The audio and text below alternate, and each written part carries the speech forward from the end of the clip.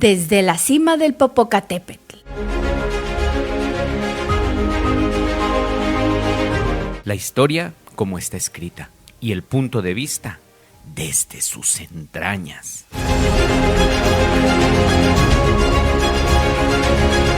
Un podcast de divulgación. La academia, dejémosla para los intelectuales.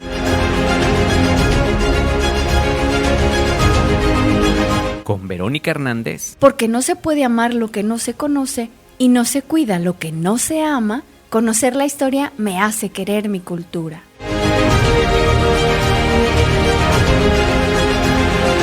Además, Carlos Velázquez. Si la historia es nuestra herencia, que ella ayude a mi formación como heredero de esta cultura.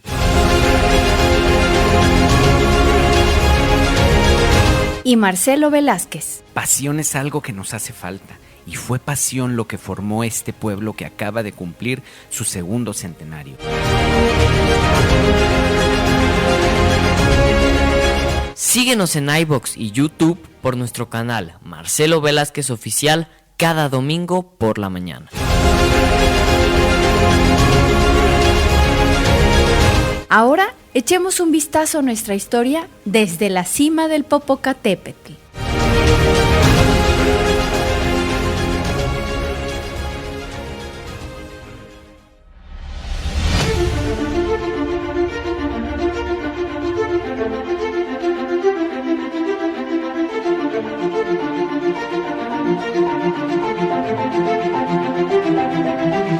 Largo y pesado es el sendero, y en él no faltan precipicios y obstáculos.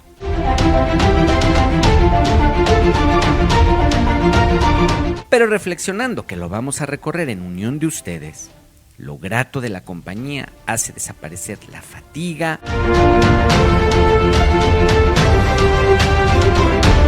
presta aliento a la constancia y convierte en ratos agradables los muchos y monótonos años que abraza el periodo de esta historia.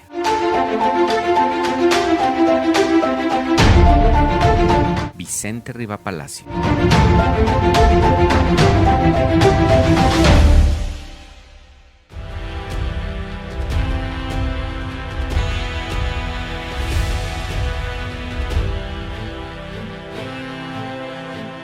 Bienvenidos a Desde la cima del Popocatépetl, el programa en el que se transformó el anterior entre historia y canciones. Y el título hace referencia al punto de observación desde el que vemos la historia, desde nosotros. Yo soy Verónica Hernández y seré la voz femenina de este nuevo proyecto radiofónico. Les recuerdo que nos están escuchando mediante iVoox o YouTube, que en este inicio son las plataformas de difusión. Conforme vayamos avanzando, les iremos comunicando las diferentes formas de acceder a nuestros audios. Por lo pronto, debo comunicarles que el día de hoy comenzaremos con la historia de la colonia, periodo que abarcará desde 1521 hasta 1535, año en que es denominado el primer virrey de este territorio que conoceremos durante 300 años como la Nueva España.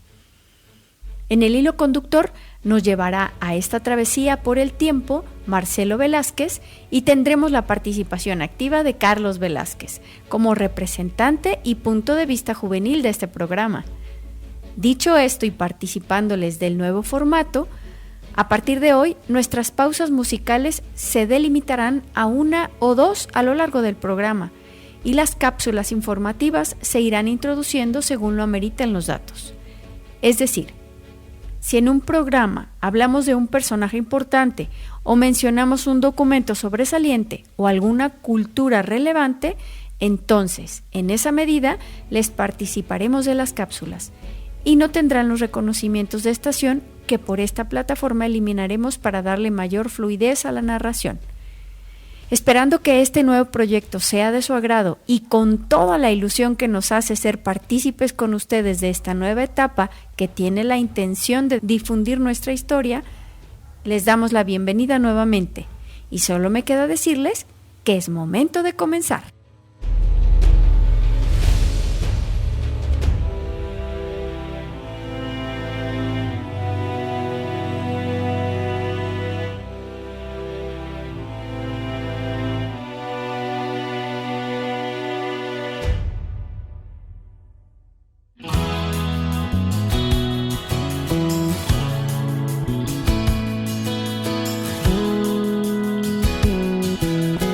Antes de comenzar, quiero invitarlos a que nos escriban.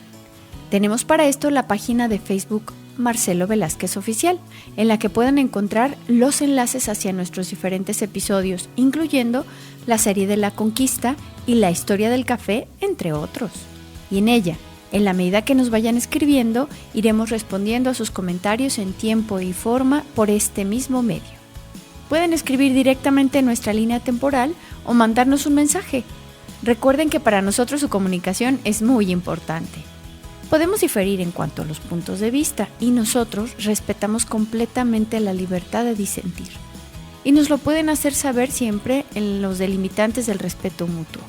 Les confirmamos, estamos para ustedes en Facebook como Marcelo Velázquez Oficial.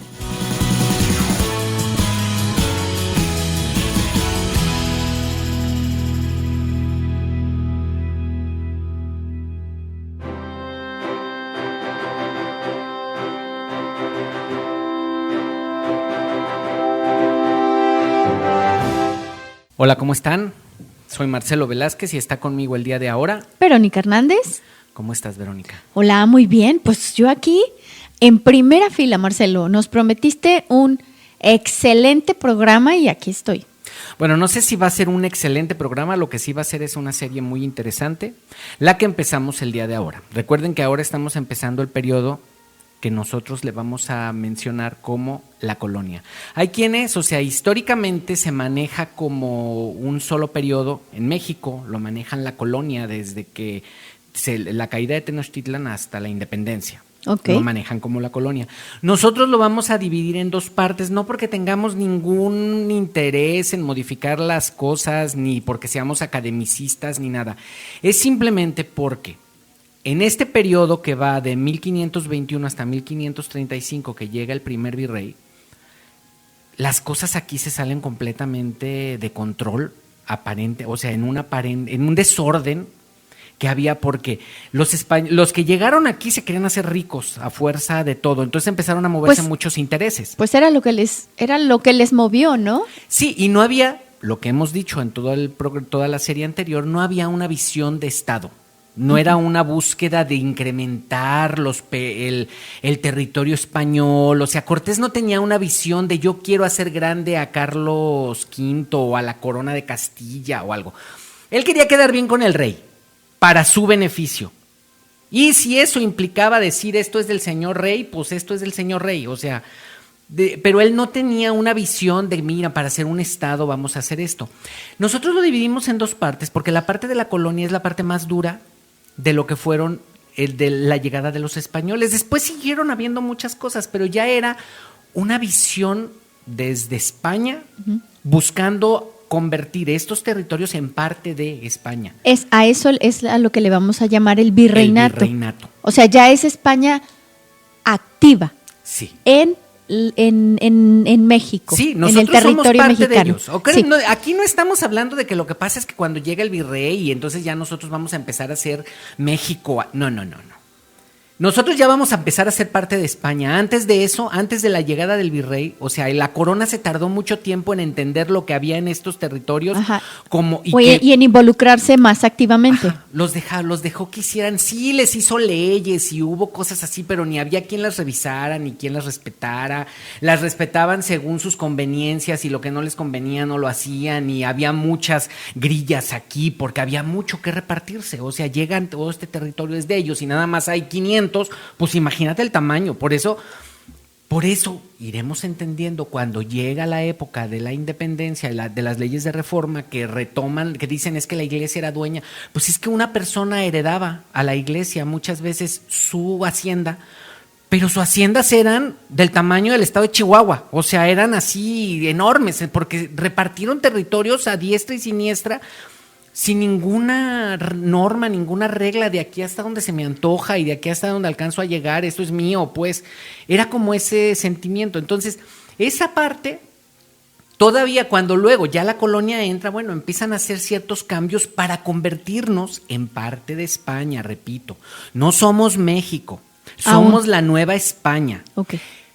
Acuérdense que cuando terminamos la caída de Tenochtitlan, yo les hacía como la aseveración. En ese momento acababa de terminar las relaciones entre, o sea, se acababa de fecundar el óvulo y ahorita estos 300 años son el periodo de gestación que nos va a dar a luz por allá de 1821. Ok. O sea, 300 años después, hagan de cuenta que son los 9 meses de gestación. Porque mientras estamos adentro del vientre materno, pues somos el niño que está dentro de la mamá. Pero ahí está, o sea, la mamá es la única que se ve. Lo que hay adentro nadie lo conoce y demás. O sea, dentro se está desarrollando, está evolucionando la vida, pero no es visible aún, ¿no? Exactamente. Entonces, en España sucedía eso. España es la madre, como quien dice, de lo que después nosotros vamos a dar a luz, o sea, vamos a salir a la luz con la mezcla de ambas culturas.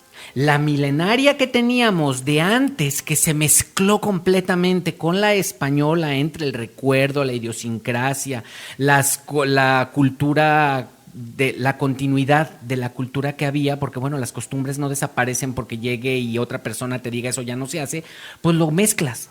Y al final de cuentas salió un híbrido entre esa cultura milenaria y los 300 años de conquista o de virreinato o de colonia que había. Entonces, por eso simplemente vamos a dividirlo entre la colonia y el virreinato. Eso no es academicista, los historiadores no lo mencionan, no se maneja así. Si ustedes agarran los libros de historia, generalmente o lo mencionan como la colonia, los 300 años, o el virreinato, los 300 años. Ok. ¿Sí? Ok. Nosotros, en este periodo, vamos a seguir viendo todavía un poco de lo que es Bernal Díaz del Castillo, que obviamente va a tener un límite. Bernal Díaz del Castillo no llega hasta escribiendo en su libro de la verdadera historia de la conquista de la Nueva España, no termina hasta que llega el virrey. Pero todavía continúa un tiempo después de que cae Tenochtitlán. Nuestro libro índice, el que nos va a decir cómo vamos a seguir los temas, yo lo voy a tomar, en este caso, toda la serie de la colonia y del virreinato, pero en este caso de la colonia que vamos a manejar es el México a través de los siglos. Okay. Es una visión muy oficial de la historia, pero una cosa sí es real y sí es clara. Históricamente está completamente avalado. Y él nos irá diciendo, como índice, nos irá diciendo hacia dónde movernos. O sea, que por decir, aquí nos menciona algo y nosotros investigaremos. Cuando vayamos a investigar o vayamos a dar datos de otro documento, diremos, esto está sacado de tal documento. ¿Se acuerdan que cuando hicimos el otro estábamos con Bernal Díaz del Castillo y en momentos tomamos fragmentos de la visión de los vencidos? Y en momentos tomamos del México a través de los siglos y de diferentes autores y los mencionábamos. Ok, así más o menos lo vamos a seguir, pero basados como índice el México a través de los siglos. Una cosa más antes de comenzar el programa de ahora es, acuérdense, nosotros no inventamos nada. Todo lo que les decimos aquí está completamente basado en historiadores que no me inventé yo ni demás. Lo que sí pueden o no es que la historia se puede interpretar. Eso lo hemos visto a lo largo de la serie anterior con personas que nos escuchan en el podcast o en la estación, que de repente no les parece que somos muy nacionalistas o que somos muy mexicanistas o muy indigenistas o muy todo. Yo les repito simplemente que la visión que queremos dar es una visión que prácticamente no existe, que es nosotros como mexicanos interpretando nuestra historia, sin modificarla, simplemente ante un hecho que no sabemos realmente por qué sucedió. O sea, yo no le puedo preguntar a Cortés, oiga, ¿por qué vino y conquistó? Yo interpreto con todo lo que dicen que Cortés era un abusivo y era una persona muy ambiciosa y todo eso, y que no tenía nada de héroe, nada de estadista, nada de moral o algo de filias acerca de España. Él venía por su ganancia. Él venía con la cubierta de España porque era el paraguas que lo cubría, pero si hubiera venido por Italia hubiera hecho lo mismo. O sea, si él hubiera sido español y los italianos fueran los que lo hubieran mandado, hubiera hecho lo mismo, porque a él no le importaba un cacahuate ni España ni nada. Era la sombrilla que lo cubría y la que le daba sus ambiciones. Entonces pero eso es mi interpretación o la visión que yo estoy tratando de dar. El hecho que vino y cómo vino y lo que hizo, se los conté tal cual. Ok, aquí vamos a seguir más o menos con eso. Es una interpretación, es como la editorialización de lo que vamos a ir viendo porque pues este es un programa de divulgación. Y en la divulgación hay ciertas libertades que te puedes dar sin alterar las cosas, porque yo no soy historiador y no voy a cambiar lo que está escrito, pero sí puedo leer entre líneas que esto se dio por esto, aunque eso no está escrito. Porque nadie lo escribió, simplemente lo han interpretado otros historiadores como una cosa distinta. Y nosotros aquí tenemos cierta visión acerca de España, que España no tiene acerca de ellos, pero que tiene de nosotros, y podemos diferir en la manera como nos entendemos como entes individuales.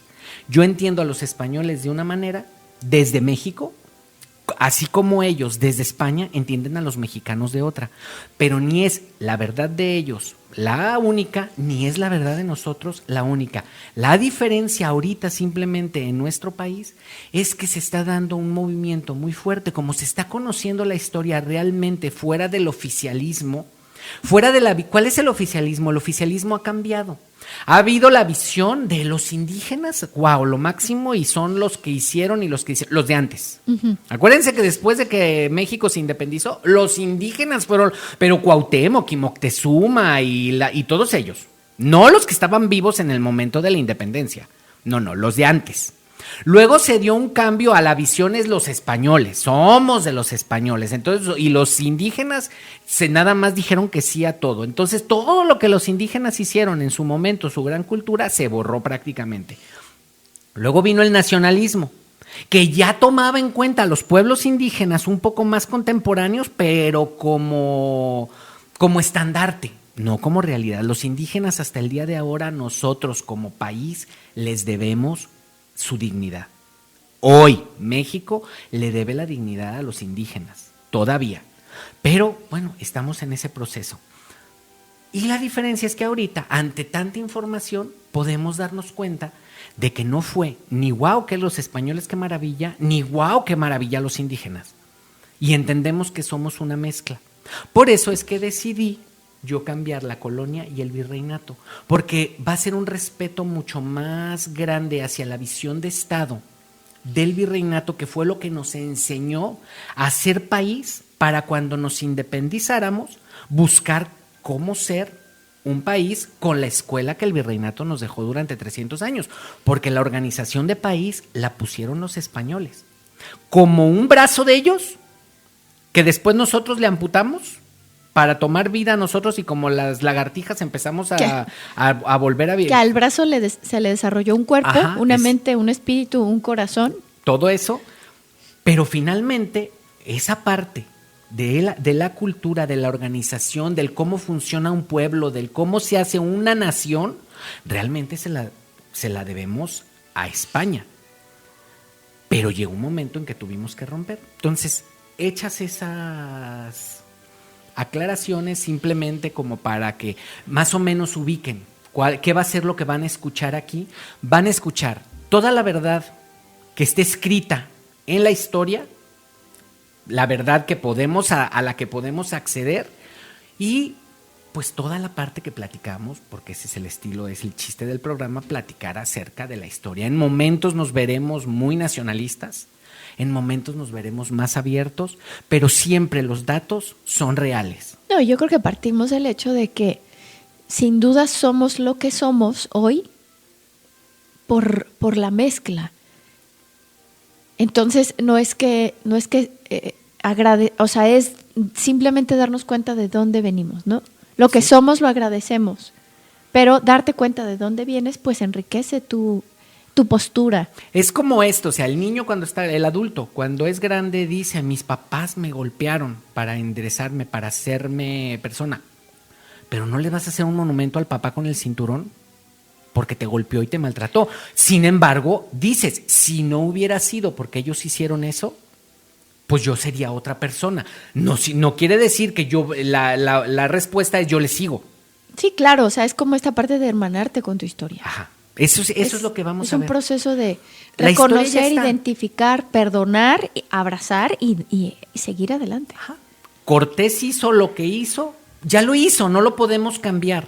Eso ya pasó y gracias a Cortés, casi que, miren, con esto les digo prácticamente antes de pasarnos a la pausa, que va a ser la primera, va a ser la que vamos a hacer en este día, como este comentario. Ya en los otros programas continuaremos con la historia hacia adelante sin volver a mencionar todo esto cada ratito. Pero pues lo que somos ahora como México prácticamente es lo que Cortés descubrió. O sea, lo que Cortés fue a medir, lo que Cortés fue a colonizar o a investigar o a donde mandó expediciones.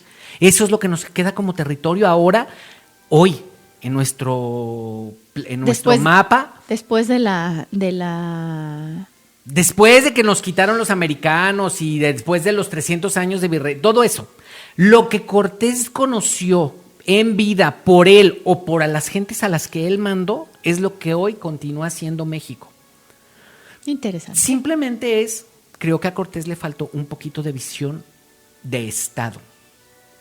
Y tan le faltó visión de Estado que hemos comentado porque nunca lo hicieron virrey. Y eso es lo que vamos a ver punto a punto en esta serie de la colonia. Venga. Vamos a ir a corte y regresamos.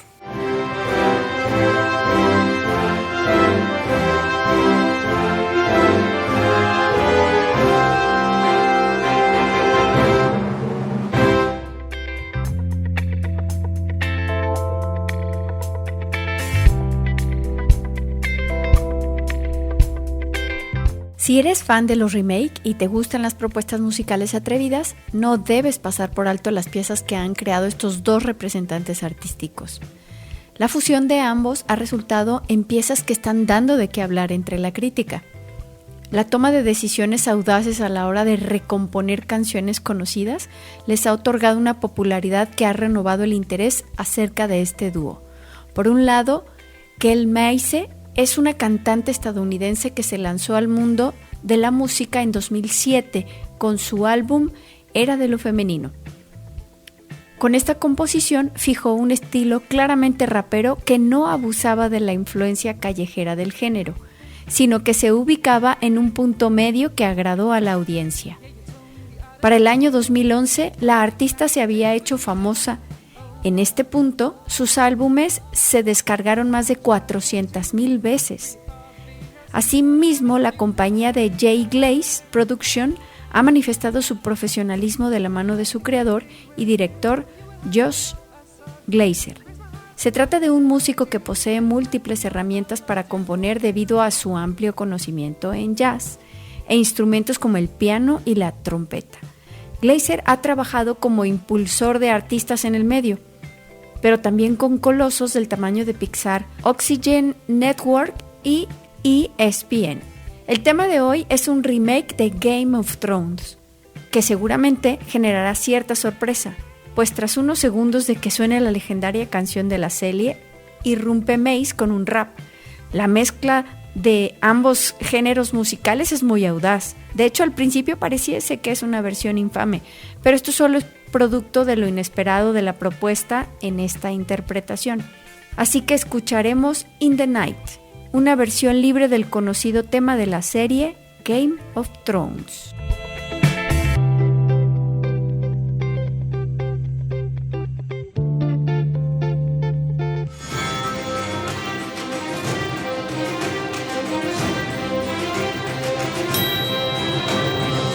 Lost, what felt like it all in a game. Every man I've measured died to hurt me before I could ever feel safe. Great for our union, would you die to and be abusing? Unsure intentions, are you using? Bit confusing, what are you choosing? Saw me as a queen, but wary of the greed. Would I be what you need? Would it lead to more defeat? Would I just be a notch on your brilliant means? And I saw love in your eyes, felt the power in between my thighs. A stallion, a dark knight, never lie. Would ride for you or die. Would ride for you or die. Would ride for you or die.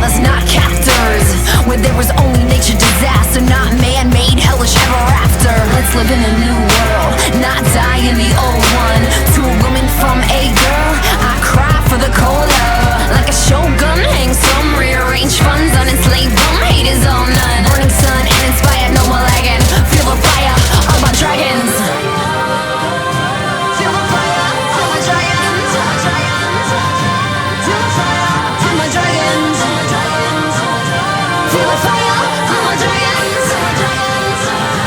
Feel the fire. Why some giants may they be free? Why some fight with rage may they be peace? In the night I pray we will redeem. In the light of day will you join me? Why some die a slave may they be free? Why some fight with rage may they be peace? In the night I pray we will redeem. In the light of day will you join me? Trecares. Trecares. Trecares.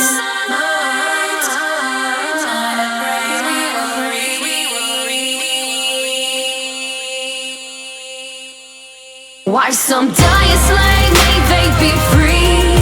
Why some fight with rage may they be peace? In the night I pray we will redeem. In the light of day will you join me? Why some die a slave may they be free? Why some fight with rage may they be peace? In the night I pray we will redeem. In the light of day will you join me?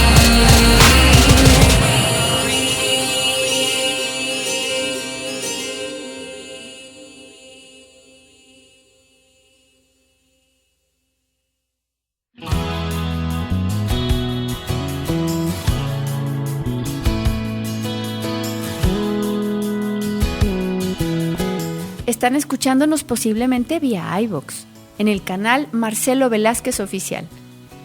En esta plataforma tenemos el más completo archivo de nuestros programas, como La historia del café, un acercamiento a la Odisea de Homero en 3 episodios muy entretenidos. También a varios libros, como El viejo y el mar, La peste de Cadmus y varios otros. Los invitamos a que nos visiten y disfruten de nuestros diferentes trabajos. También se pueden suscribir y en cada audio pueden dejarnos su opinión y comentarios. Recuerden, en iVoox, el canal Marcelo Velázquez Oficial.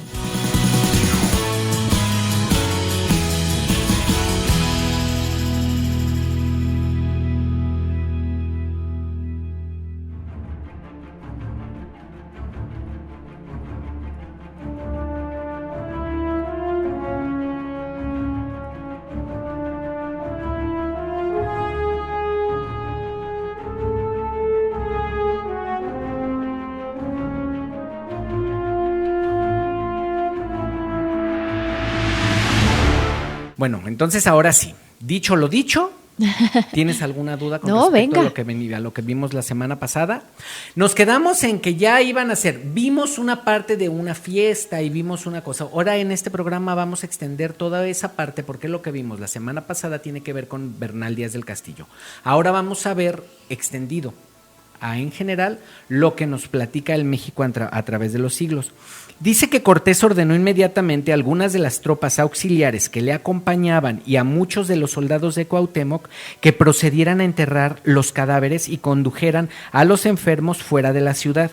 Y él se fue con el ejército español a situar a Coyoacán, pueblo distante, cerca de 3 leguas de la capital, con objeto de dar descanso a la tropa y principio a la organización y establecimiento de la colonia.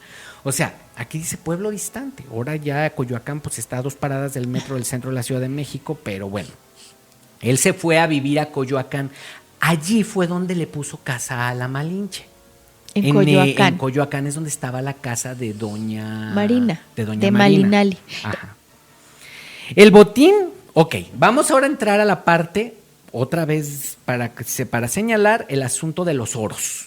Sí, el botín que los vencedores alcanzaron en la toma de la ciudad no satisfizo ni con mucho las esperanzas y los deseos de Cortés y de sus soldados. Esto acuérdense que, bueno, ellos juntan el oro y juntan todo y le dicen, y ellos juntan todo lo que habían hecho. Pero acuérdense una cosa, los españoles creen que el mundo no cambió y no pasó y dentro de un año a otro las cosas no fueron. Entonces Cortés junta junta a todos los de la aristocracia de México, de Tenochtitlán, o sea, la familia de Moctezuma, la familia de Cuauhtémoc y demás, los junta a todos, principalmente a Cuauhtémoc, que era el dirigente en ese momento, porque siguió siendo, o sea, él, como no lo había matado, Cuauhtémoc sigue siendo el señor de... El Tlatoani. El Tlatoani de todos esos pueblos. Es la representación, o sea, esa no la pueden quitar. Cortés lo sabía. No es tan fácil quitarlo y poner otro y decir ya lo quité, ahora yo soy. No era tan fácil. Necesitaba como irse metiendo como la humedad. Acuérdense que Cortés está muy claro que no tiene casi recursos. Digo, porque llegan barcos ocasionalmente y cosas así, pero es que ellos son 500, son 1000, son 1500, pero aquí había millones. Digo, acabaron con la ciudad de Tenochtitlán, no acabaron con todos los pueblos. Y en cualquier chico rato, él siempre lo temió. En cualquier chico rato, bueno, ya no está Tenochtitlán, pero es que hay otros pueblos que se nos pueden venir encima. Ajá. O sea, no pasó porque por el hecho de que Cortés pudo acabar con Tenochtitlán, todos los demás pueblos le presentaron sus respetos, como quien dice, pero él no lo sabía. Acuérdense que ha pasado un día o dos, han pasado unas semanas de que cayó Tenochtitlán. Entonces, todo el tiempo Cortés y sus decisiones están entre la política española y el miedo a que se los echen los mexicanos, los indígenas de aquí. Para Cortés, todo esto siempre fueron mexicanos. Él no entendía mucho de muchos cambios de diferentes pueblos o algo. Para él todos eran lo mismo. Ajá. México, o sea, lo que hoy es México se convirtió en México porque los españoles jamás dividieron. Jamás respetaron por decir que los tlaxcalas son otro país. No, eran mexicanos que tenían ahí su territorio, pero eran mexicanos. Y los de Michoacán eran mexicanos de allá, pero mexicanos. Para los españoles todo se conceptualizó siempre como un solo territorio. Y las divisiones que había entre ellos, para ellos eran peccata minuta, ni importaban. O sea, nunca se unieron por esas divisiones. Pero a él le valió. Él los unió y los nombró como uno solo. Eran un solo pueblo, al cual iban ellos a ir a conquistar los diferentes pedacitos, pero era un solo pueblo. Por eso es que cuando nos independizamos, que ya nacimos, nos independizamos como un solo reino, un solo país, no muchos. Claro. Cosa que no sucedió en Sudamérica. Por eso hay Colombia y por eso hay Venezuela y por eso hay Chile y por eso hay Argentina. ¿Por qué? Porque fueron gentes que nacieron en Caracas, gentes que nacieron en Perú, gentes que nacieron en Colombia, gentes que nacieron en Chile y gentes que nacieron en Argentina, en esos diferentes departamentos del virreinato o de los virreinatos que había en Sudamérica. Los que lucharon, pero ellos desde que estaban luchando estaban diciendo, esto va a ser nosotros, o sea, esto vamos a hacer. Después se subdividieron en más partes, pero en general eran 4 o 5 territorios. Aquí eso no pasó, era un solo territorio del tamaño que era en su momento. ¿Sí? Sí. Entonces, lo que hace es pone a Cuauhtémoc enfrente, así hace como una asamblea para que todo mundo vea que les van a exigir a Cuauhtémoc todo el oro que tenían. Entonces, para eso lo ponen públicamente, hacen como una asamblea y demás, y llaman a Marina, porque es la que traducía para que Cuauhtémoc le hablara. Y la famosa doña Marina exigió de aquellos prisioneros, con el título de devolución, ¿Perdón? de devolución a los españoles, todo el oro y alhajas de valor que estos habían depositado en el Palacio de Moctezuma. La primera vez que tuvieron que abandonar la ciudad. Perdón.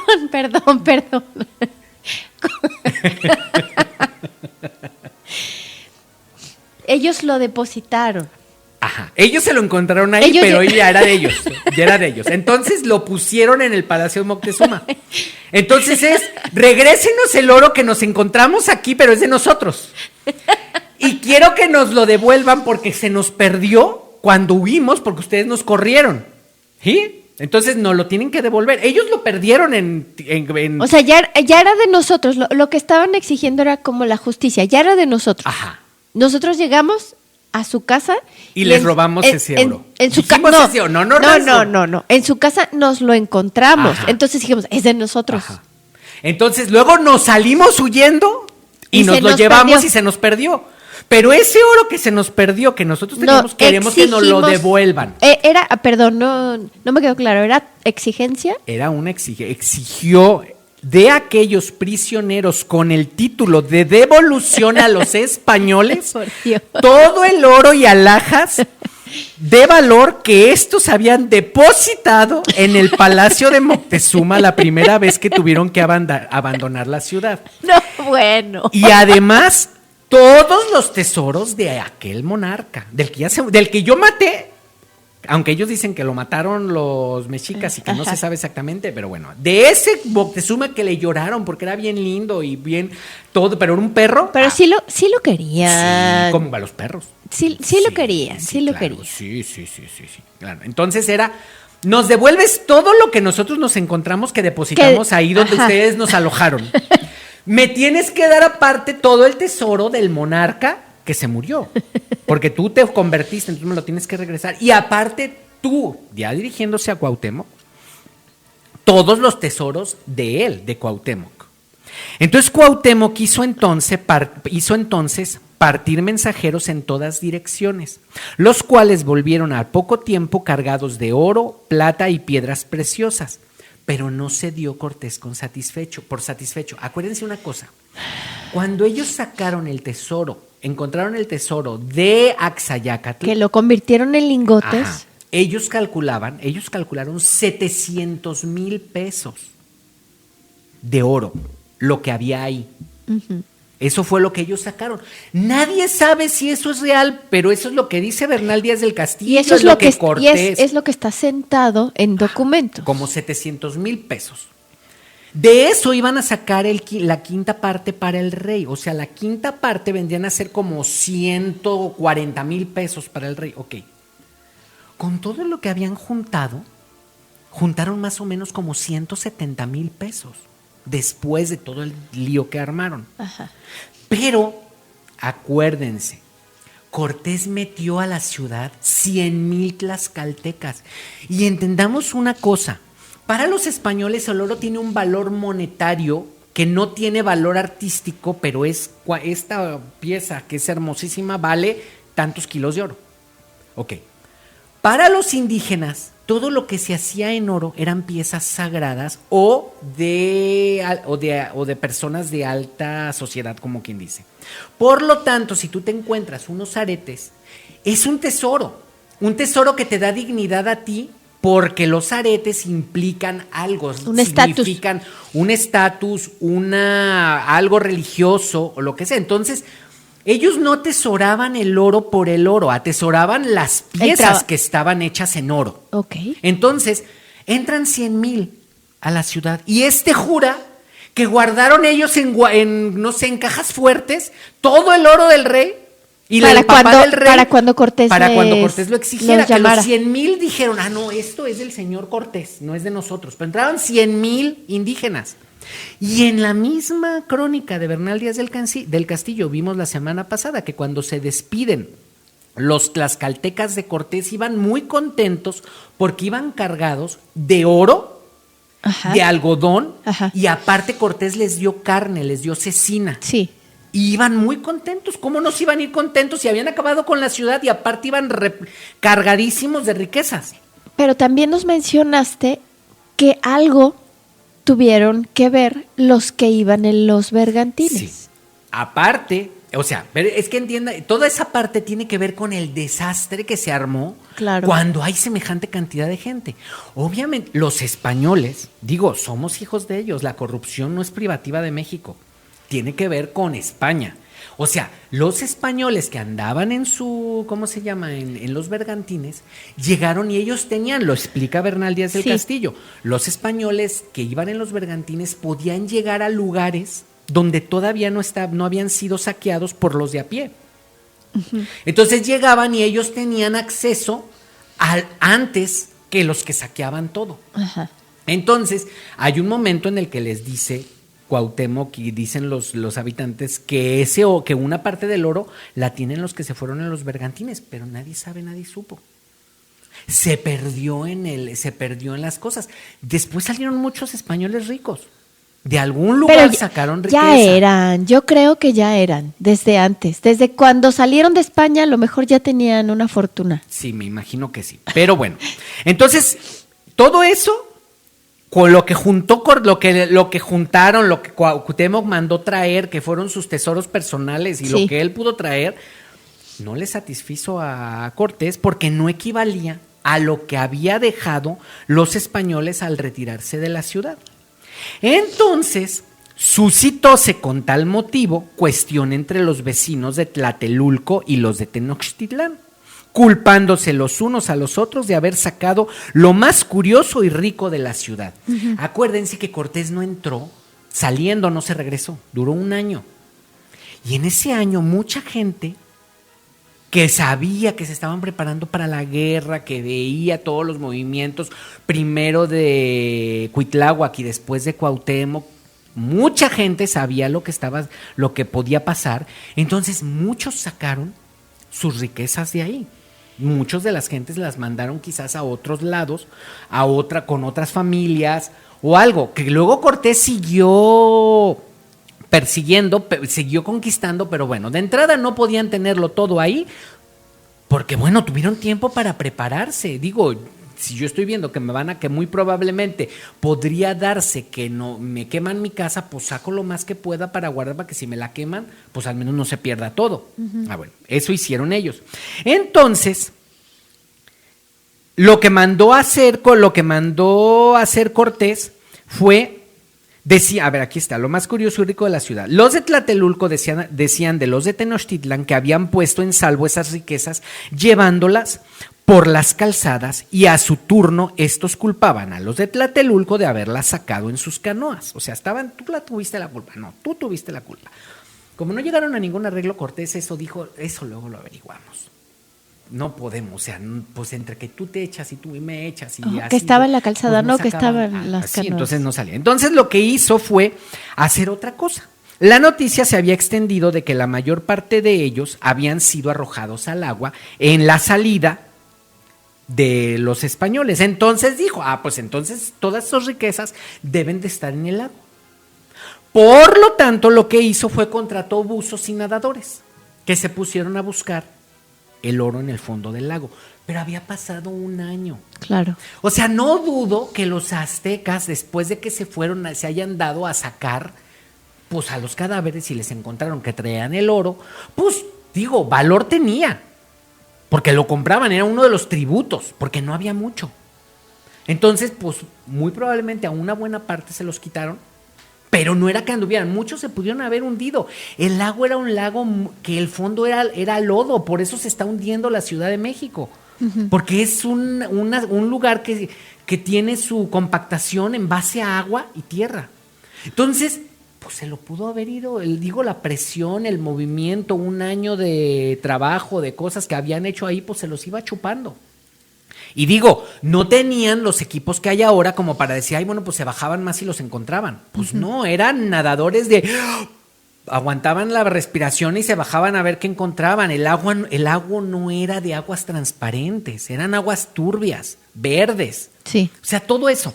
Pero bueno, Cortés contrató buzos y nadadores. ¿Y encontraron algo? Encontraron, pero todo lo que encontraron les alcanzó nomás para pagarle a los buzos y a los nadadores. Qué pero caray. Encontraron, pero con eso les pagaron. Entonces luego se dieron a la casa de los cuerpos sepultados. ¿Por qué? Pues porque Cortés sabía que los emperadores o los ¿Tlatoanis? Los tlatoanis eran enterrados con su riqueza.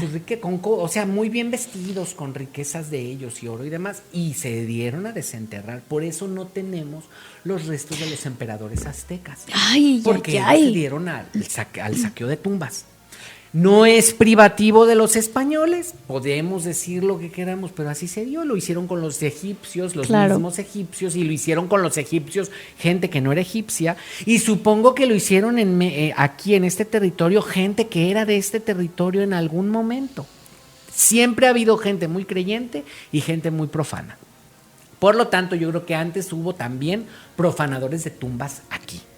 Entonces, se dio a saquear, pero lo que encontró Cuanto llegó a encontrar de los emperadores, pues tampoco no llegaron a encontrarse así como grandes cantidades, pero bueno, él seguía juntando. No, y él, o sea, él necesitaba mínimo lo que ya había visto. Sí, él decía tenía que ser todo eso. Entonces, cada momento que iba pasando, la situación de Cortés se hacía más comprometida, se ponía más dura frente a los representantes del rey y frente a sus hombres. Que acuérdense que le prometió el oro y el moro a todos los señores, o sea, a los 500 iban a hacerse ricos porque en aquella ciudad había riquezas inmensas. Debajo de las piedras. Sí, así. Entonces, los soldados le culpaban, ora de lenidad por no exigir con más energía. Lenidad es como suavidad, como que no exigía a Cuauhtémoc que le trajera todo lo que tenía, por no exigir con más energía esas riquezas al emperador Cuauhtémoc, hora de haberse personalmente aprovechado de ellas, recogiéndolas y ocultándolas con fraude, no solo de la parte de los soldados, sino también del quinto del rey. Eso. O sea, sobre eso estaba Cortés. ¿Eso creían su gente? Sí. No, le tenían como muchísima confianza, ¿verdad? Es que acuérdense que el respeto a Cortés viene de los ahora españoles. A Cortés en su tiempo no lo respetaban los españoles. Bueno, aparte también, o sea, yo creo que cuando hablamos de un terreno en intereses, el dinero es muy resbaloso, entonces puede hacer girar la El asunto lealtad. es que esa parte heroica de Cortés la tienen los de hoy, en recuerdo de lo que fueron. En su momento nadie lo respetaba. El tipo era una revista. Así lo veían los aristócratas españoles y así lo veían los soldados de Cortés. ¿Sí? ¿Por qué? Pues porque Cortés les hizo, o sea, Cortés fue derecho pues con sus capitanes, digo, y por conveniencia, porque donde se le revelara el Alvarado o donde se le revelara Sandoval o algo, pues ahí lo contaban. Digo, era él contra el mundo. Claro. Acuérdense la situación de Cortés, pero bueno, sigamos. Sí. Estos son acotaciones son editorializaciones mías. Acuérdense que eso no está escrito, ¿eh?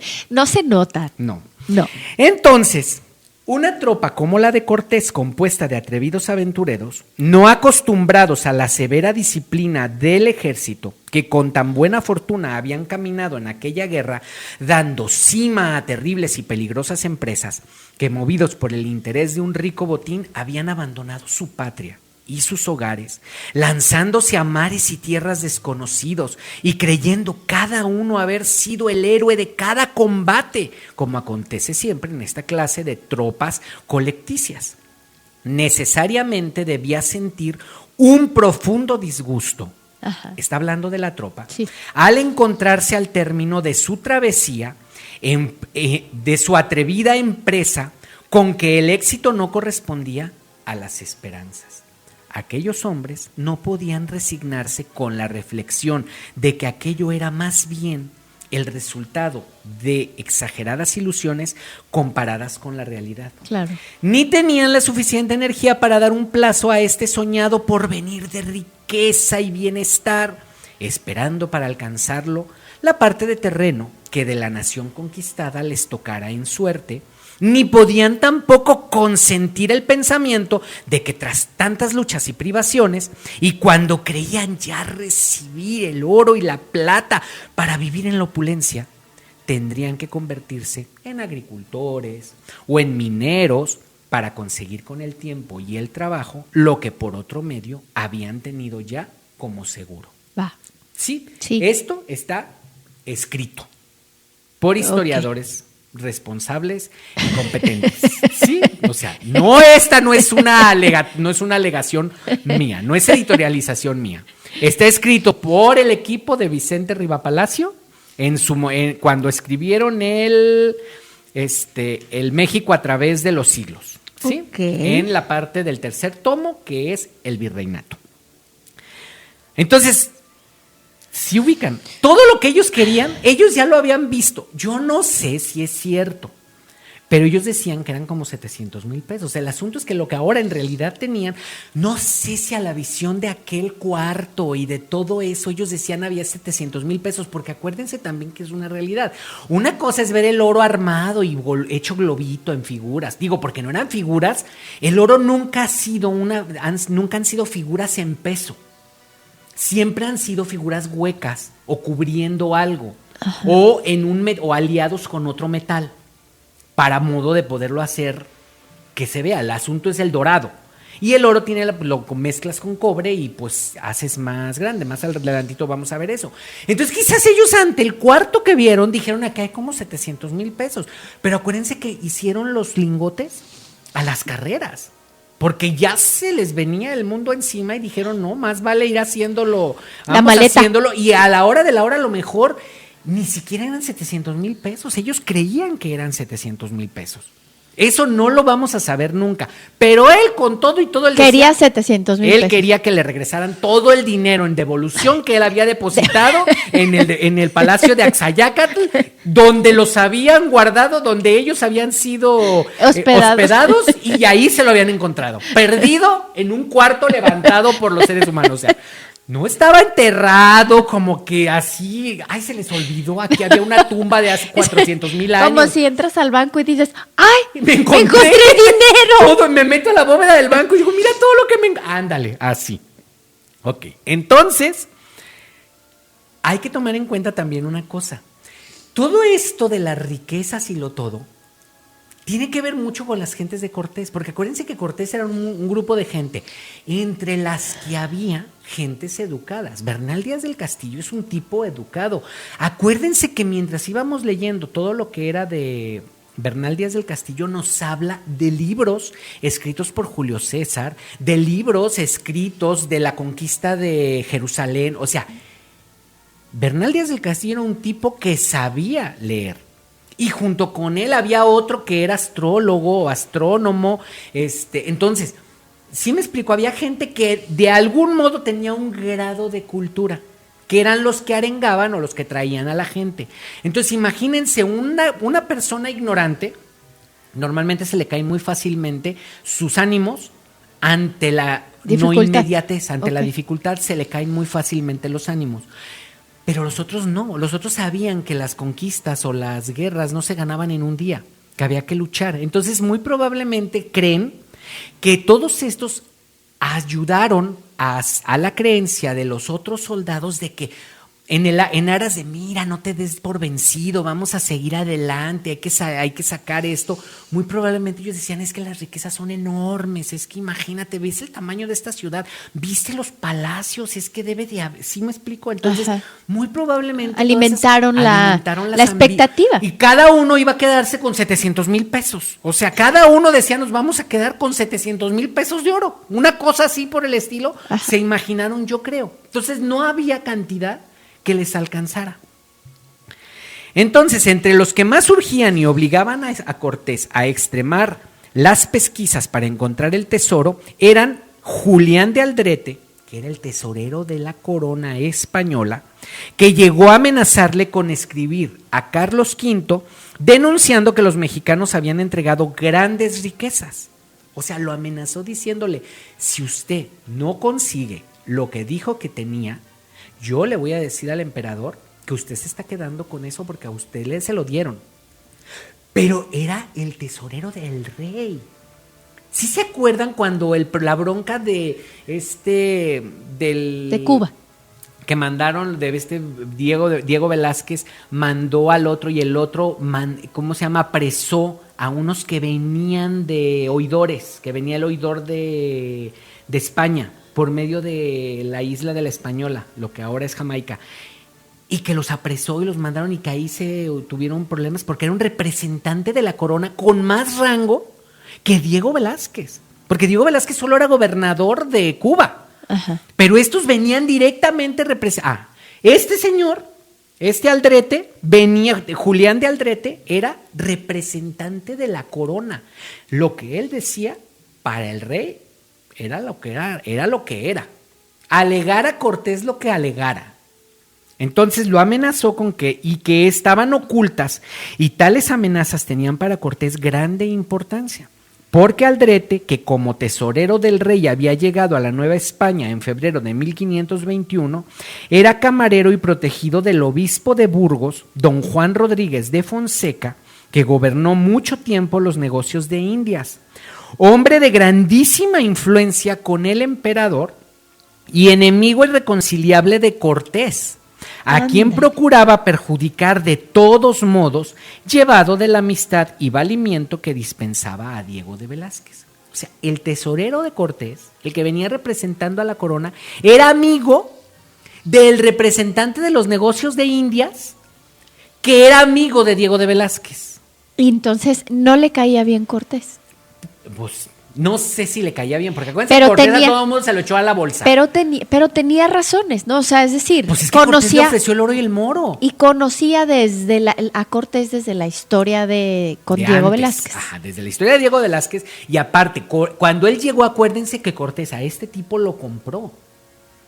Porque estos iban como vamos viendo a ver qué hay aquí y demás, y Cortés le dijo, no, mira, ¿se acuerdan que cuando llegaron los recibieron en Veracruz y luego Sandoval lo llevó directamente con Cortés y les dio oro Cortés a ellos? Miren, es que allá hay mucho y vamos a hacer, pero tenemos un problema, hay que ganar la ciudad y la tiznada, y que fue todo eso, sí se acuerdan que lo vimos. Este tipo es uno de esos comprados por Cortés a los que le ofreció las perlas de la Virgen. Y las perlas de la Virgen ya no estaban cuando llegó. Entonces él dijo, no, a mí no me vas a ver la cara. Tú me dijiste esto, ahora me lo cumples. Entonces Cortés estaba ante eso. Seguimos. Si hubiera tenido visión de Estado, no estarían tan preocupados por los 50 centavos de las 2 horas después. Estaría vendiendo lo que significaba ser regente de una tierra tan vasta y grande como esa. Sí, o sea, es la visión de un empresario chiquito. Ok. De un empresario que nada más ve lo que él produce. No ve el general de todo lo que se puede producir en unos terrenos de ese tamaño vacíos. Porque aunque hubiera tantos indios, había mucho más terreno del que los indios habitaban. Él ya lo había visto. Sí, entonces, en vano Cortés, aquí viene una parte que dicen, y aquí lo dice y lo van a ver, que Cortés estaba bien en contra. Esto lo dicen acuérdense que es la visión oficialista de posterior a la independencia, porque hay otros historiadores que dicen lo contrario. Pero ahorita vamos a oír. ¿Cuál es el debate? Vamos a oírlo. Primero se lo ven aquí y después lo decimos. En vano Cortés protestó contra todas esas calumnias y falsedades. Inútilmente procuró convencer a aquellos hombres de que nuevas extorsiones les harían enajenarse el cariño de un pueblo vencido, pero aún no subyugado. La codicia pudo más que la razón, y mal de su grado se vio en la necesidad de permitir que se diera tormento a Cuauhtémoc. El malo es otro, ¿sí? Ajá. Acuérdense que aquí el origen de toda nuestra mexicanidad es Cortés. Mucho de lo que se dice en esto tiene que ver, es a favor de Cortés, nomás que hay cosas que de plano no se pueden ocultar. O sea, la historia es la historia, y ahí está, ¿sí? Pero bueno. Entonces él estaba en contra de que torturaran a Cuauhtémoc, porque pobrecito. Pero los que estaban a su alrededor exigían que lo que pasa es que Cuauhtémoc no está siendo blando. Ajá, entonces, no nos están diciendo dónde está el oro. Tortúralo. El oro está aquí, tortúralo. Entonces Cortés acepta y dice, buscando arrancarle de esa manera un secreto que no habían podido descubrir de otro modo, ni saber siquiera si realmente existía. Aplicóse el tormento al emperador de los mexicanos y sufrióle en su compañía el señor de Tlacopan, pariente y amigo suyo. Ungiéronseles los pies y las manos con aceite, exponiéndoseles después a fuego manso. Cuauhtémoc soportó en silencio y con gran dignidad aquel martirio, pero llegó un momento en que el señor de Tlacopan, no pudiendo ya contenerse, lanzó un gemido débil y volvió el rostro hacia su soberano. Cuauhtémoc le miró con altivez y después de haberle contemplado un momento le dijo: hombre de poco corazón, ¿estoy yo acaso en algún baño o deleite? el señor de Tlacopan desmayó en el tormento y prometió hacer revelaciones. Los historiadores contemporáneos dicen que Cortés y Aldrete, avergonzados y admirados de la energía de Cuauhtémoc, o sea, ¡ay, mira, es un gran hombre!, suspendieron el tormento. Pero es más seguro, o sea, es que aunque hablen a favor de Cortés no hay manera, pero es más seguro que se hubiera hecho cesar porque habiéndosele dado por el tesorero el carácter de una diligencia judicial, las disposiciones vigentes en esa materia prevenían se interrumpiera la cuestión de tormento luego que se advirtiese que corría peligro la vida del acusado, y tal era la práctica. Además, era fácil que Cuauhtémoc, no pudiendo soportar más el tiempo, sucumbiera, y en ese caso se perdía para Aldrete hasta la esperanza de descubrir el secreto de los tesoros de Moctezuma. Por otra parte, ni Cortés ni Aldrete ni los demás oficiales del rey ignoraban que todos estos crueles procedimientos no fueron nunca de la aprobación de los monarcas españoles y temieron sin duda malas consecuencias para ellos.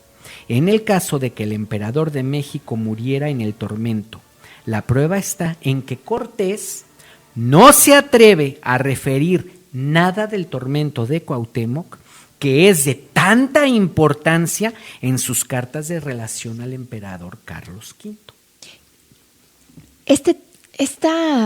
Este tormento lo conocemos ¿por quién? Por la historia. Pues lo han platicado, unos dicen que esa es la parte donde dicen que acaso me ves que estoy en un lecho de rosas, pero eso no lo podía decir porque no había rosas en México. Las rosas los trajeron los españoles. Entonces en ese momento no habían llegado las rosas a México. Ajá. Pero pues lo atormentaron, eso siempre se supo que lo atormentaron porque querían que les dijera dónde estaba el tesoro de Moctezuma, pero siempre, en la visión nacionalista de México, la del nacionalismo, malos los españoles, el que ordenó el tormento a Cuauhtémoc fue Cortés por ambicioso, ajá, porque quería que le dijera dónde estaba el tesoro de Moctezuma. En la visión española de Cortés es el gran español, que es más o menos la visión, el gran hombre. Lo que te dicen es que Cortés estaba en contra del tormento, porque él respetaba. Es donde viene la parte de Cortés estaba enamorado de la ciudad y no la quería destruir. No. O sea, veámoslo con claridad, tratándolo de ver con cierta claridad es, si el tipo es un ambicioso, si el tipo no respeta a los indios, si el tipo viene haciendo matanzas nada más para demostrar quién es él, y que puede, y porque puede, ¿de dónde le salió el amor y el respeto por Cuauhtémoc? Es lo mismo que cuando, el gran Tlatoani, es que el Moctezuma le lloramos porque lo querían. No, es que no lo querían matar porque era el que los mantenía vivos a ellos adentro de Tenochtitlán. Por eso no lo mataban. Cuando ya se dieron cuenta de que ya el pueblo se les vino encima, pues háganle lo que quieran hacerle, y pues si ellos lo apedrearon, pues qué bueno que lo apedrearon ellos, y nosotros lo rematamos, pues nadie se va a enterar. Entonces es como eso. Simplemente yo me voy en lo personal con la idea de lo mismo. Aquí te lo platican desde un punto de vista a favor de Cortés, pero también te platican. También tienes que entender que también Cortés estaba sometido a esto. Por lo tanto, tampoco es que fuera tan santo y lo quisiera tanto. Si le hago algo a este señor, a mí me va a ir como en feria el día de mañana. Cortés desde el principio, acuérdense que todo ha sido un manejo de leyes para Cortés. Desde el principio Cortés sabe que si él va a ser virrey o gobernador de esas tierras, va a tener un juicio de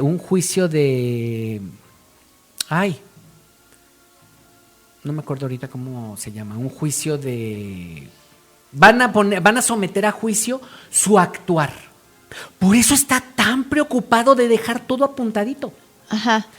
Y esto, hay una orden judicial que dice que tienen que someterlo, pero nunca dice las atrocidades que hicieron. Lo dejaron cojo. No pudo volver a caminar. Es más, Cuauhtémoc ya no pudo volverse a levantar en pie o erguido a los 21 años o 22 años por esto que le hicieron. Le acabaron las manos y le acabaron los pies. Entonces y no consiguieron nada, porque el tesoro no existía. ¿Sí me explico? Vamos a dejarlo aquí, vamos a ir a corte y ahorita regresamos para la última parte del programa.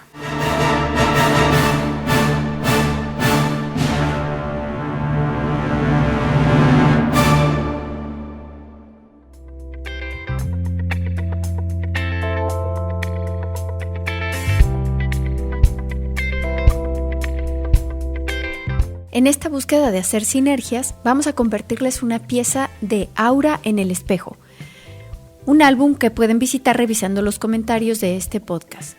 La pieza es Noticias del Viento y pertenece a ese tipo de música que crea atmósferas cuando uno las escucha. En aquel tiempo debió flotar en el ambiente un sentimiento de suspenso e incertidumbre. La pieza que les compartimos, llena de percusiones y sonidos electrónicos, nos evoca, al menos a nosotros, esta emoción de que en el viento flota un augurio y algo puede suceder. Los invitamos a escucharla y compartirnos si en ustedes nace esta inspiración también. A continuación, de Aura en el espejo, Noticias del Viento.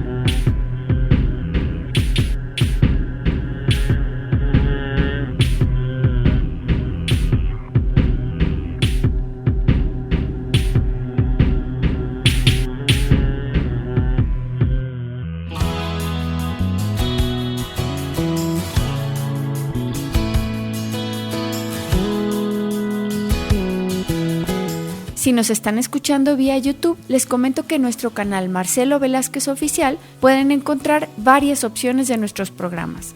Tenemos en un formato de cápsulas cortas toda la serie de la historia del café, que agrupamos en una lista de reproducción que incluye la música que escuchamos en el programa radiofónico. Y pueden escuchar este trabajo ya sea por la lista o por las cápsulas independientes. También allí y en el mismo formato tenemos una serie que hicimos del trabajo de la escritora Yolanda Zamora. La lista se denominó Yolanda Zamora en la tertulia de fondo. Y ahí, además de las cápsulas, está la música que acompañó los programas, además de otros trabajos. Como ven, en nuestro canal de YouTube tienen varias opciones de escucha que los invitamos a poner en consideración. Y los invitamos a que, si es por este medio que nos escuchan, se suscriban y nos dejen sus comentarios. Recuerden, nuestro canal de YouTube es Marcelo Velázquez Oficial.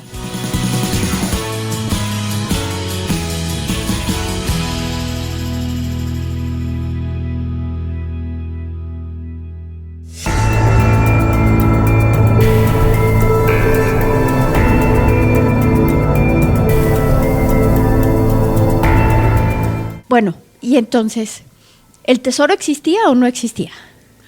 Pues mira, existen muchas leyendas alrededor del tesoro de Moctezuma, que si está en los Estados Unidos, que si lo mandaron guardar allá, No hay ninguna razón por la cual lo hubieran querido guardar. No hay ninguna razón, porque nada de eso tenía un valor lo suficientemente alto para ellos como para decirlo vamos a guardar. O sea, entonces, de las revelaciones que prometió...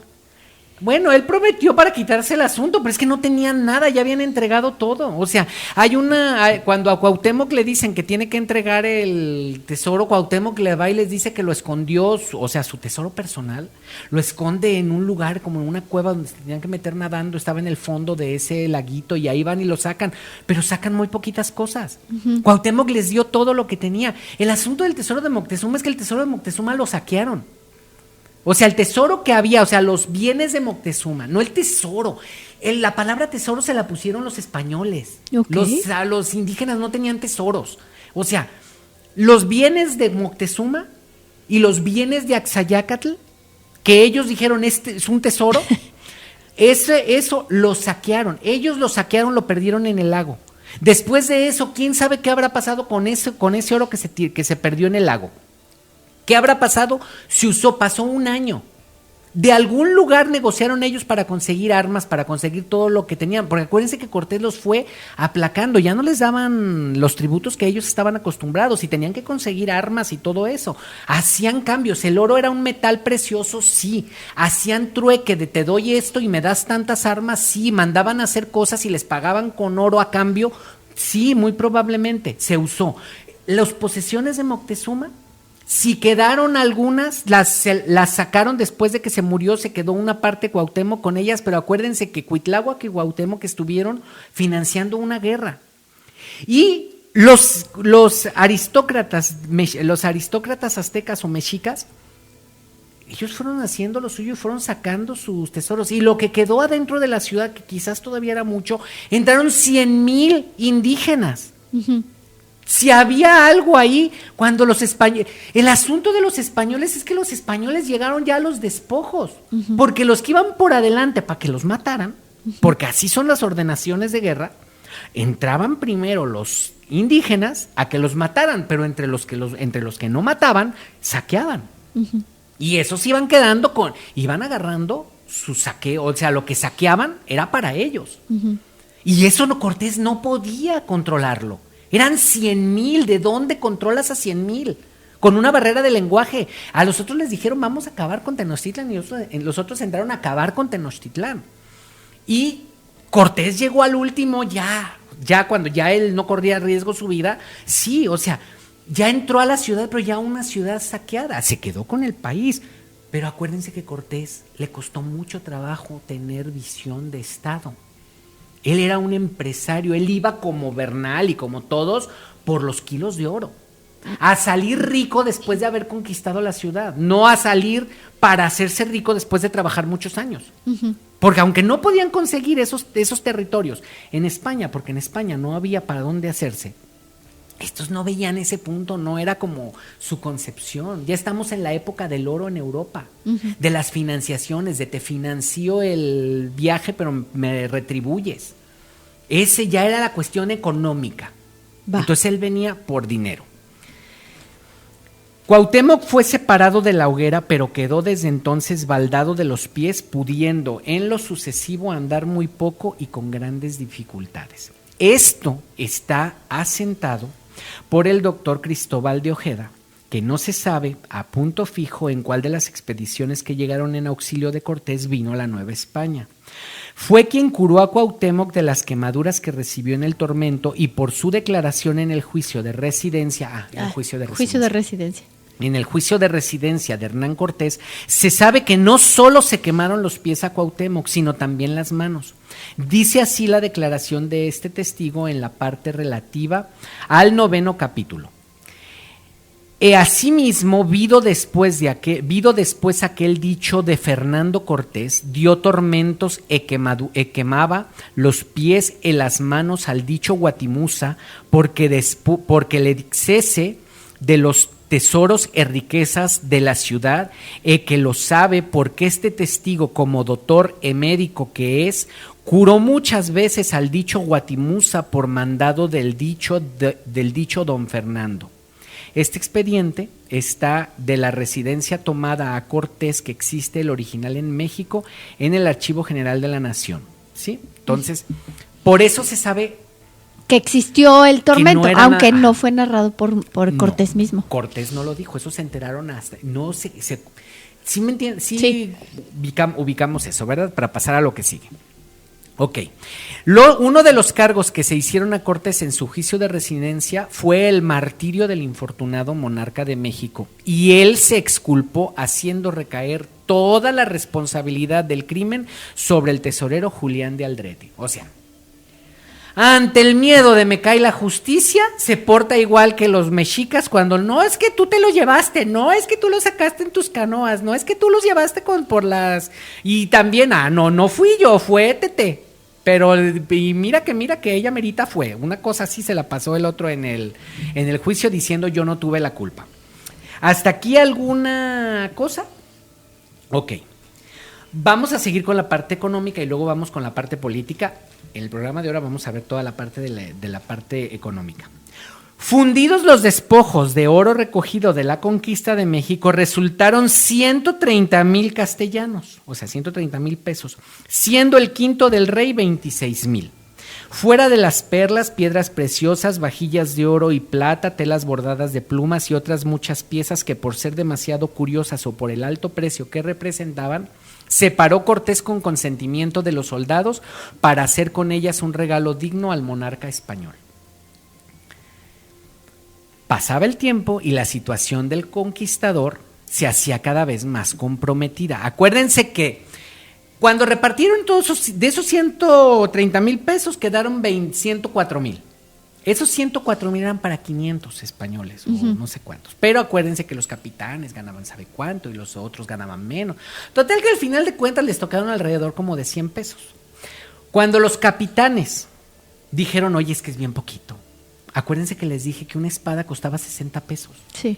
Por lo tanto, era como si ahorita a un soldado le dieran el equivalente, le dicen, te vamos a mandar a la guerra y te vas a ganar las riquezas del mundo, y de repente lo que le dan le alcanza para comprarse unas botas de exploración y un casco, un equipo, una vestimenta de protección o una cosa así. Pues, espérate, eso no es nada. O sea, eso ya lo tengo. Sí, debían mucho los soldados. Los soldados, o sea, la guerra se tenía que financiar de algún lugar. Entonces, había alguien que hacía de doctor, y ese que hacía de doctor curaba y les iba anotando a cada uno de los que curaba cuánto le debían. Había uno que era el que les arreglaba las armaduras y las espadas y todo, un herrero, y ese herrero cada que les hacía algo se los anotaba y se lo debían. Entonces, les cobraban carísimo. Acuérdense que todo mundo iba a ganar el paraíso en oro. Sí, entonces el doctor cobraba un dineral y el herrero cobraba un dineral, pero todo eso son deudas legales. Sí. Sí, entonces, fuera mucho, fuera poquito, hasta ahorita, los soldados deben un montón y 100 pesos no les sirven para nada. Para nada, no pagaban sus deudas.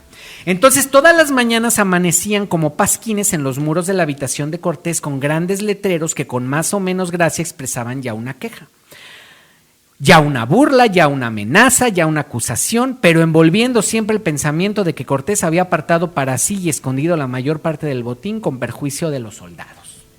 O sea, eso era lo que le apuntaban afuera. Y Cortés les contestaba.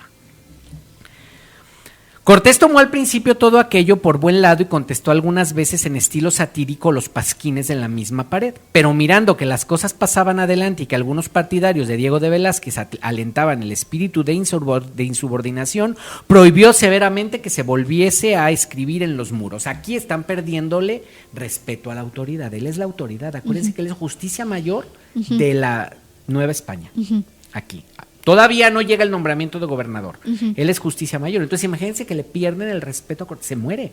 O sea, se muere. Es él solo contra el mundo. Sí. ¿Sí? Que no lo justifica, pero es solo contra el mundo. Es un tipo desesperado, claro, aferrado a las paredes con uñas y dientes porque no se quiere ir. O sea, no me voy a morir.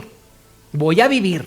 Sí, o sea, y la verdad es que en este momento o sea, el mérito de haber hecho cohesión en el equipo lo está perdiendo y sigue buscando la manera. ¿Cómo soluciona esto Cortés? ¿Cómo?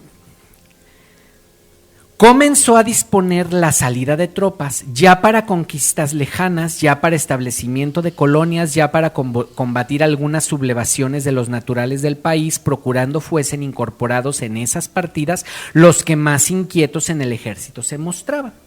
Ayudó poderosamente a sus intenciones que los soldados, por las relaciones y registros de los tributos de Moctezuma, habían convencido de que todo el oro y la plata y perlas y piedras preciosas que tenían los emperadores de México no habían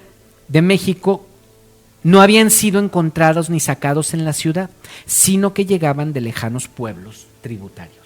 O sea, él les dijo, o sea, una parte es vamos a mantenerlos ocupados, porque si están ahorita, después de una guerra, están ociosos, van a volcar. Esas mentiras. ¿Sabes qué? Mira, aquí no encontramos todo el oro que buscábamos, pero ¿sabes qué? Si vas y te friegas al pueblo fulano de tal, si van y se lo conquistan, de allí viene el oro, de allí mismo. Entonces, esas No hay visión de Estado, seguimos en eso. No es vamos a ver qué tan grande es ese territorio. No, es si vas y ubicas allá vas a encontrar oro. Eso ocasionó que con el tiempo descubrieran minas, o sea, donde podía haber minas, donde había oro en la tierra, había que sacarlo, pero no nació con la idea, o sea, un estadista ¿qué hace? Llega, se sienta y organiza. Y dice, vamos a hacer una expedición para acá, porque de aquí podemos encontrar minas, podemos sacar oro. ¿Por qué? Porque de ahí viene el oro que le han traído a ellos. ¿De dónde lo sacan? No tiene que haber minas. El oro no cae del cielo. Y nacen árboles. Ni nacen árboles. Entonces quiere decir que allí en ese pueblo debe de haber minas. No, los mandó a saquear. Con el tiempo esos saqueos y esas conquistas que hicieron, llevaron a conocimiento. Decía, y hay una mina, pero pues el oro no está, hay que ir a sacarlo. Pero no es la idea del estadista, es un tipo agarrado con uñas y dientes de la pared porque quiere mantenerse vivo y para eso tiene que quitarse de encima a los que se le quieren echar encima. ¿Sí? Ok. Creían fundadamente que en esas expediciones a donde iban por mandato de Cortés se encontrarían con más facilidad las fuentes de la riqueza de México. Uh-huh. Ese es el principio. El Estado no existe. ¿Lo has encontrado en algo de lo que hemos platicado? Nunca. El Cortés estadista que vio hacia adentro, el héroe que conquistó y que hizo a España más grande, nunca existió en la persona de Cortés. No es Benito Juárez, no es Carlos V, que tienen una visión de Estado, que independientemente de que quieren dinero, o sea, yo necesito oro, la visión es muy distinta desde un poder organizador de un reino a un tipo que nada más se quiere llenar las bolsas y mantenerse vivo. En lo que ve a ver qué hace, me los quito de encima. Ok.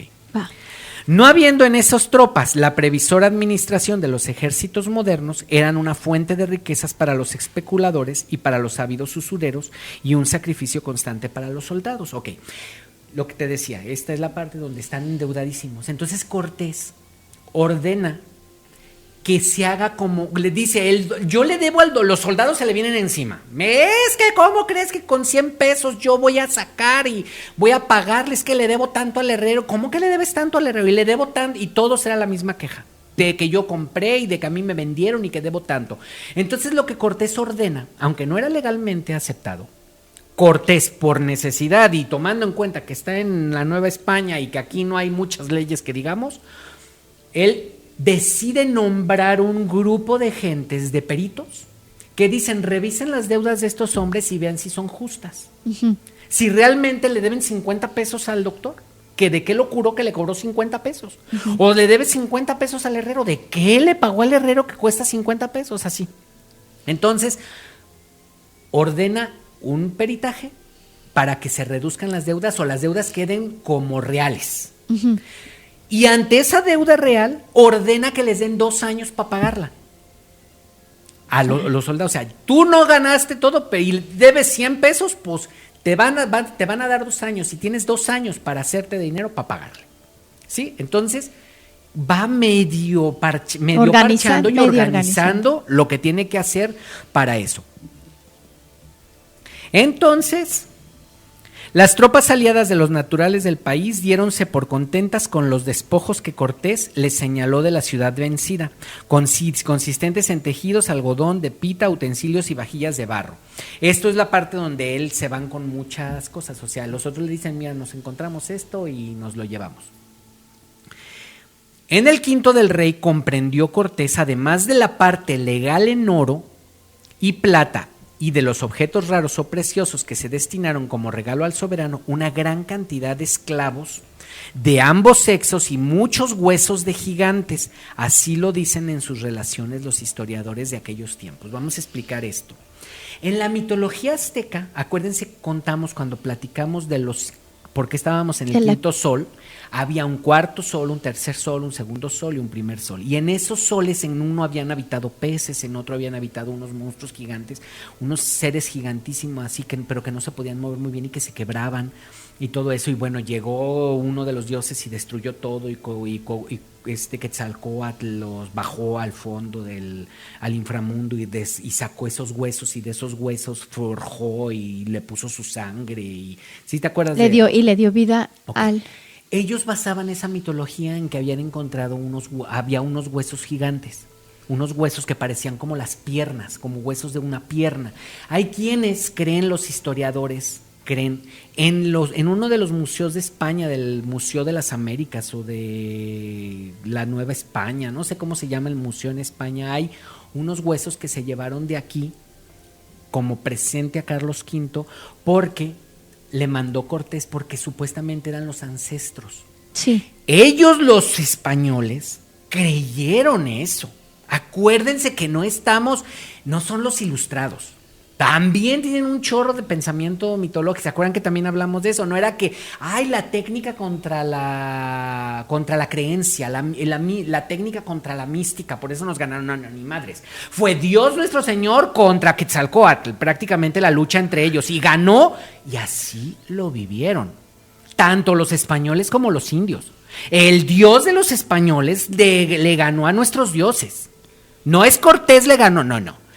El Dios de los españoles le ganó, y Cortés dice, no, Dios nuestro Señor nos ayudó a ganar, porque si él no hubiera querido no hubiéramos ganado nada. Okay. De ese principio, cuando les dicen es que nosotros venimos de unos seres gigantes, ellos ven los huesos y dicen, sí es cierto, vienen de unos gigantes. Dicen que son muy probablemente huesos de mamut, pues sí, eran como mamuts. No se llaman mamuts los que había aquí no había mamut como se entiende el mamut, era un tipo de elefante, o sea, un tipo de mamut, pero aquí no se conoce como mamut. No me preguntes cómo se llama, pero... Y entonces esos huesos están en el embarque que le mandaron a Carlos V. Ajá, dice que son grandes fósiles del mastodonte, del elefante y aún del lecus primigenios que con tanta abundancia y en tan extensos yacimientos se encuentran en el Valle de México. No sé cuál es, nosotros lo conocemos con otro nombre. No ¿Mastodonte? No.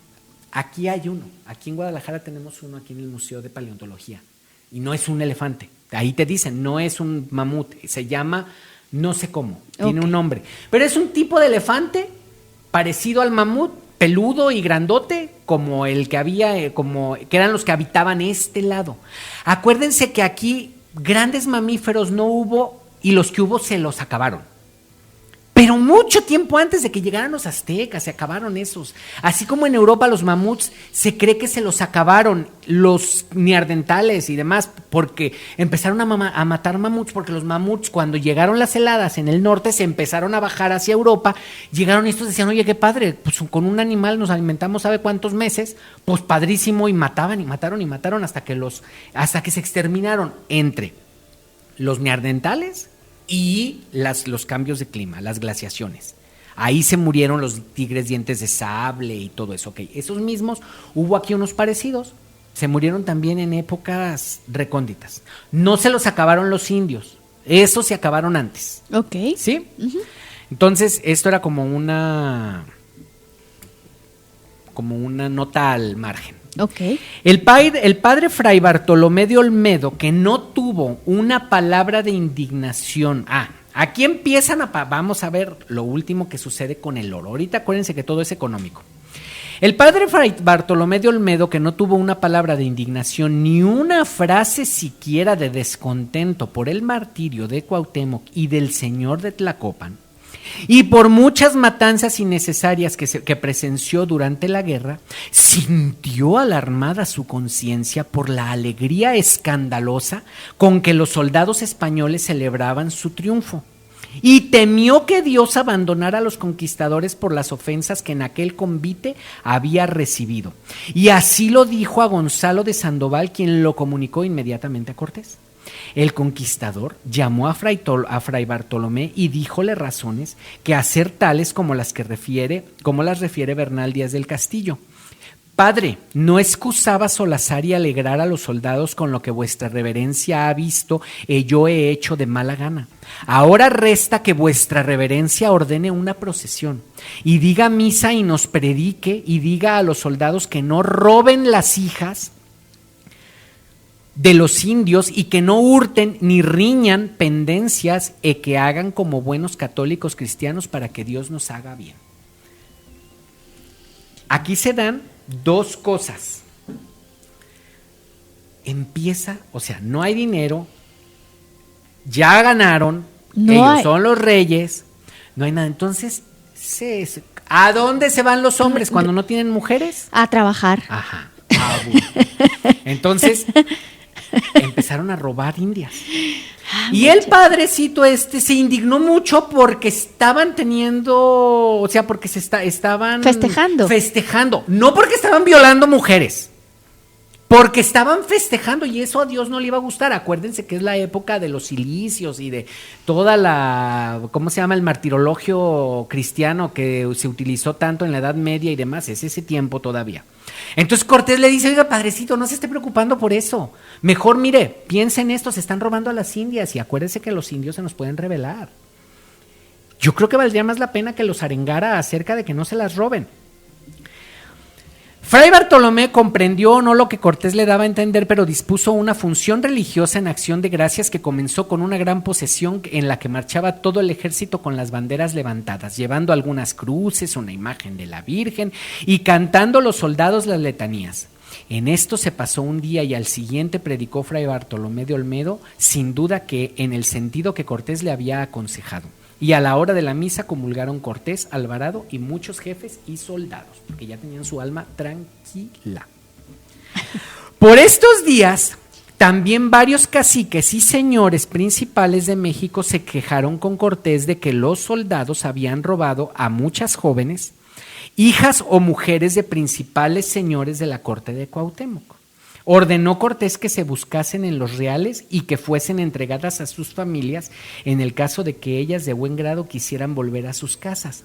Y fíjense lo que sucedió. Anduvieron por varios días los comisionados inquiriendo y aun cuando encontraron a muchas de las robadas, solo 2 o 3 consintieron en volver a sus familias.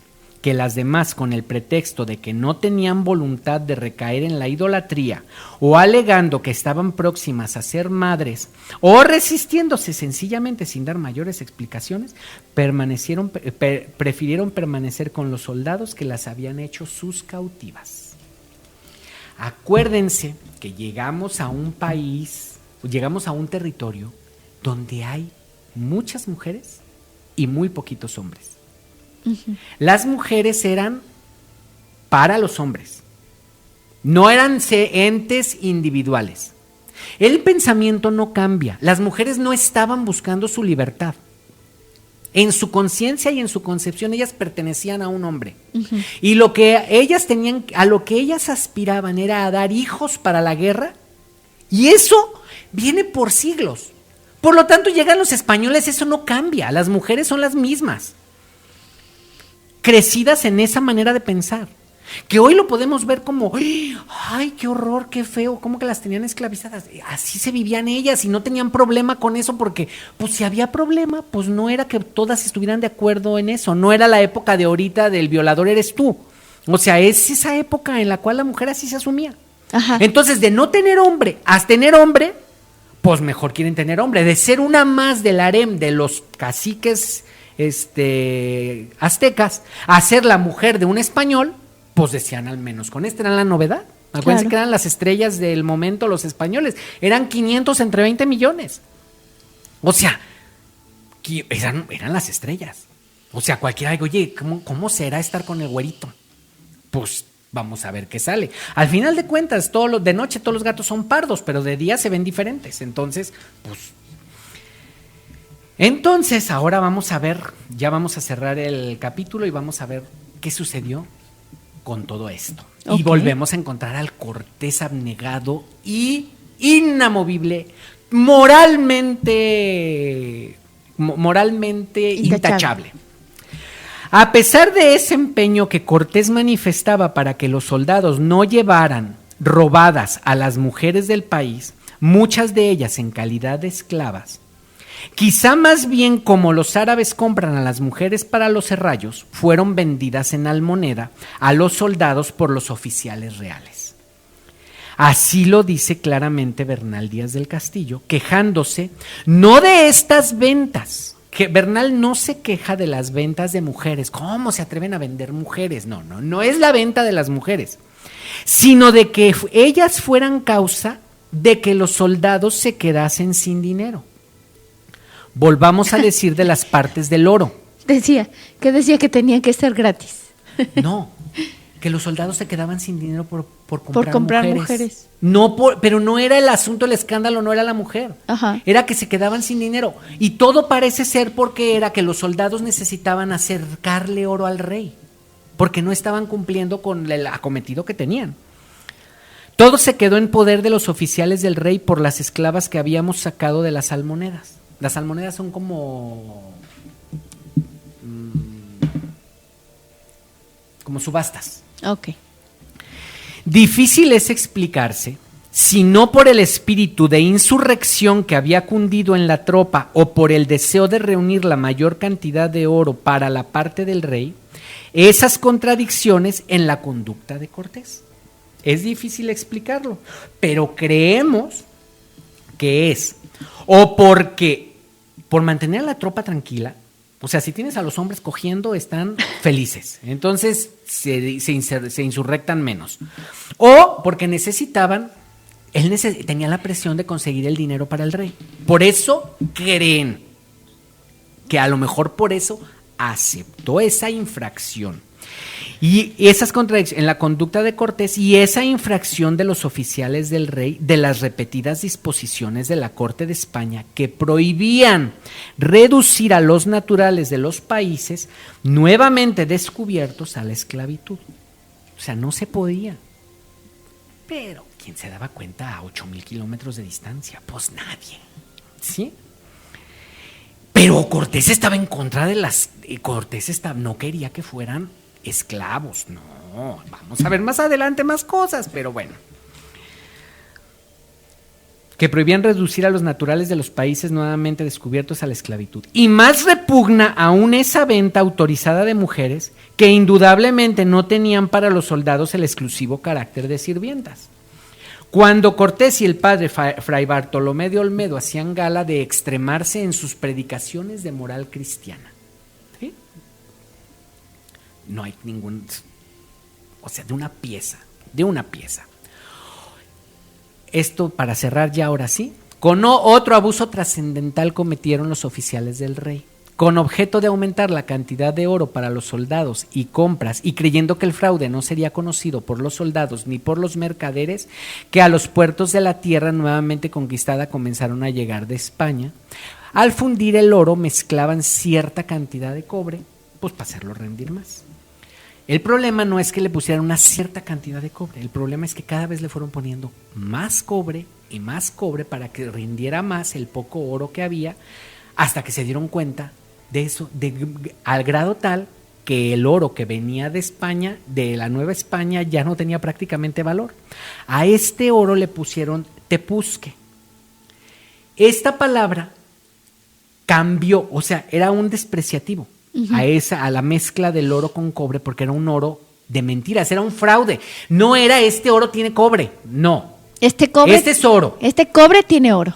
Pero ellos lo daban como cobre, como oro. Como oro puro. Entonces, la palabra era tepuzque, porque era un oro de mentiritas. Esa palabra tepuzque se convirtió en tepujo, que es una palabra despreciativa para nombrar al indio tepujo, que es el indio que quiere hacerse como civilizado. Y que se utilizó muchísimo tiempo como despreciativo de la indio tepujo. Eres un indio tepujo, utilizando ambas palabras como despreciativo para una persona. Si te decían indio tepujo, era como te están diciendo indio, pero peor todavía que indio. Eres menos que indio todavía. Los indios no valían, pero si eras indio tepujo, menos. Qué impresión. Esto cerramos el día de hoy con todo lo que tuvo que ver con el oro de la primera parte. Sí. De la primera parte, lo que le mandaron finalmente. Están asentándose un poco las aguas porque están muy, muy, muy revueltas después de este torbellino de la caída de Tenochtitlán. Sí. Se están empezando a asentar las aguas y están resurgiendo pues algunas bestialidades que podríamos mencionar, ¿no? Ya mencionadas aquí. Y pues con esto cerramos el día de ahora con todo lo que tiene que ver con los acontecimientos inmediatos después a la conquista, con todos los problemas que está enfrentando Cortés. Y que va a salir bien librado. Al final de cuentas, ya les dije, todos conocemos la historia. Cortés muere rico, millonario, podrido en dinero, se da el lujo de ir a pelear con Carlos V en la búsqueda de esos títulos que él no podía conseguir. O sea, no le va mal. Como empresario, no le va mal. Pero no es ningún héroe y lo vamos a ir viendo. Bueno. Entonces, espero que el programa de ahora les haya gustado. Nos escuchamos la siguiente semana. Muchas gracias. Hasta luego.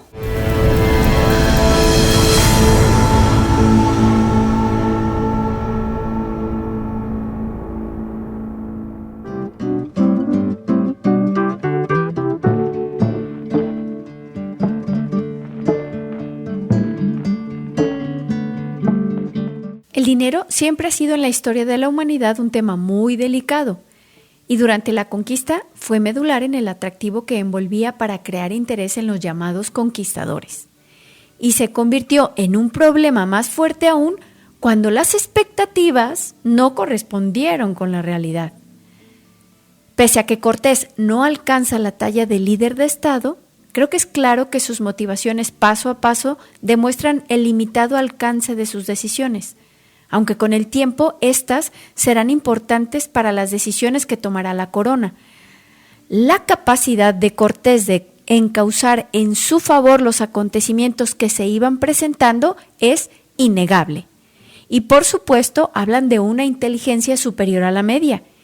Y quizá, solo quizá, ya que el hubiera no existe, si Cortés hubiese tenido una educación enfocada con la finalidad de gobernar, como la aristocracia de la época, entonces otro sería nuestro punto de vista, porque definitivamente lideró a un grupo de españoles audaces también y se libró de haber terminado de un modo muy diferente. Esperando que este programa haya sido de su agrado, yo soy Verónica Hernández y los esperamos en la próxima emisión.